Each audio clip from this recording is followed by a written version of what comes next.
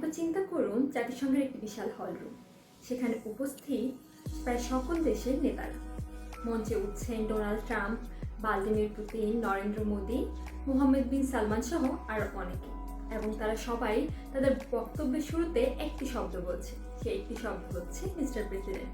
এবং সেই mister president আর কেউ নন, একজন বাংলাদেশী। Khalilur Rahman, Bangladesh, 99.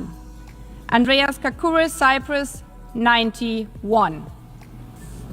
হ্যাঁ, বাংলাদেশের পররাষ্ট্রমন্ত্রী ডক্টর খলিলুর রহমান জাতিসংঘের সাধারণ পরিষদের 81তম অধিবেশনে সভাপতি নির্বাচিত হয়েছেন। তিনি সাইপ্রাসের আন্দ্রেয়াস এসকোকারিসকে পরাজিত করে এই ঐতিহাসিক দায়িত্ব অর্জন করেন। জাতিসংঘের সাধারণ পরিষদকে বলা হয় বিশ্বের সংসদ, এবং সেই সংসদ পদে সভাপতিত্ব করতে যাচ্ছেন একজন বাংলাদেশী। এর মানে কি?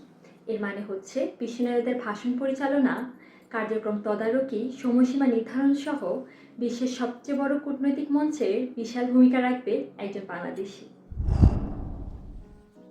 তার চেয়েও গর্বের বিষয় হলো প্রায় 4 দশক পরে এই একই পদে আবারও একজন বাংলাদেশী নির্বাচিত হলো। এর আগে 1986 সালে হুমায়ুন রশিদ চৌধুরী এই একই পদে সভাপতিত্ব করেছিলেন।